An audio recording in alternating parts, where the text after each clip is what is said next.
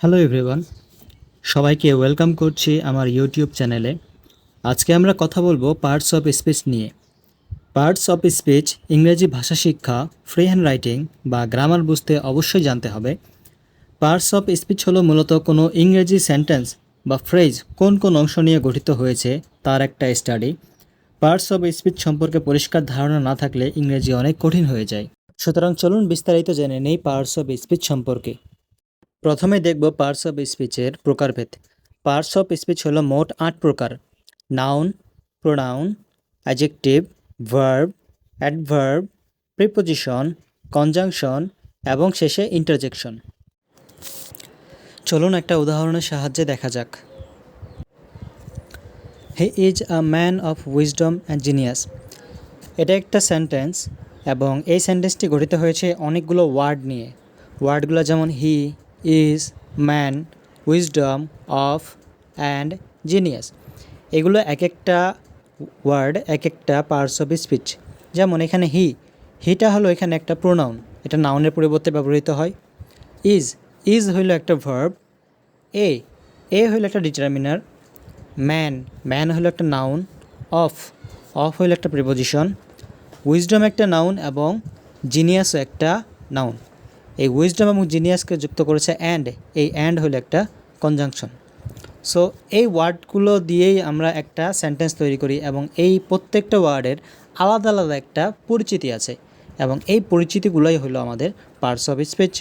তো একটা সেন্টেন্স গঠন করতে গেলে আমাদের অবশ্যই পার্টস অফ স্পিচ সম্পর্কে ক্লিয়ার একটা ধারণা থাকা লাগবে। পার্টস অফ স্পিচের প্রথম অংশটি হলো নাউন। নাউনের সংজ্ঞাটা হলো এমন যে যে কোনো কিছুর নামকেই নাউন বলা হয়। যেমন রহিম, করিম, জ্যাক, টাইগার, কাউ, এই সকল নামগুলাই হলো নাউন। নাউনের পরে যে অংশটি আসে সেটি হলো প্রোনাউন। প্রোনাউন হলো এমন একটি জিনিস যা নাউনের পরিবর্তে ব্যবহৃত হয়। যেমন রহিম ইজ আ স্টুডেন্ট। এখন রহিমের জায়গায় আমরা ব্যবহার করতে পারি হি ইজ আ স্টুডেন্ট। এই যে রহিমের জায়গায় আমরা হি ব্যবহার করলাম, এই জন্য হিটা হলো প্রোনাউন, অর্থাৎ নামের পরিবর্তে যা কিছু ব্যবহৃত হবে সব কিছুকেই আমরা প্রোনাউন হিসেবে ধরব।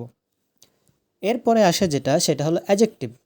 এখন অ্যাডজেক্টিভ হলো নাউনের দোষ, গুণ, অবস্থা, পরিমাণ ইত্যাদি যদি ব্যাখ্যা করে তবে সেটাকে বলবো আমরা অ্যাডজেক্টিভ।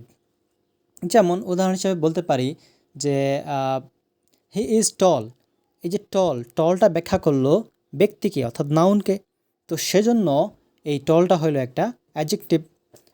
টলের মতো অন্যান্য যে গুণগুলো আছে যেমন শর্ট, বিউটিফুল, হ্যান্ডসাম, এই জিনিসগুলো হচ্ছে আমাদের এক একটা অ্যাডজেক্টিভ। অ্যাডজেক্টিভের পরে আসে ভার্ব। এখন ভার্ব তো আমরা মোটামুটি জানি সবাই। ভার্ব হলো যে কোনো কাজকে আমরা ভার্ব বলবো। ভার্বের পরে আসবে অ্যাডভার্ব। এখন অ্যাডভার্বটা হলো কি, যে ভার্বকে ডিসক্রাইব করবে সেই হবে অ্যাডভার্ব। ঠিক যেভাবে নাউনকে ডিসক্রাইব করে অ্যাডজেক্টিভ হয়েছিল, ঠিক একইভাবে ভার্বকে যে ডিসক্রাইব করবে বা ব্যাখ্যা করবে সেই হবে অ্যাডভার্ব। অ্যাডভার্বের পরে আসে কনজাংশন। এখন কনজাংশন হলো এমন কিছু শব্দ বা শব্দগুচ্ছ যেগুলো দুটি সেন্টেন্সকে কানেক্ট করে, একটার সাথে আরেকটাকে কানেক্ট করে। কনজাংশনের পরে আসে প্রিপোজিশন। প্রিপোজিশনের কাজেই হলো সেন্টেন্সের মাঝখানে ওয়ার্ডগুলোকে যুক্ত করা।